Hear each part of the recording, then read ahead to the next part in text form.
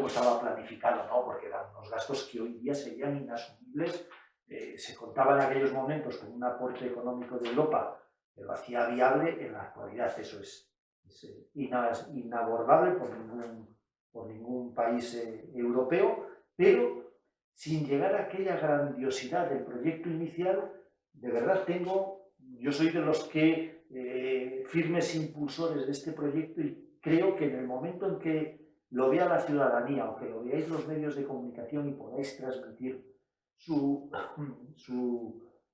valía a los ciudadanos, el Bierzo se daría cuenta de que tiene aquí realmente una joya que estoy convencido que vamos a poder explotar de manera, me atrevo a decir, que suficientemente rápida.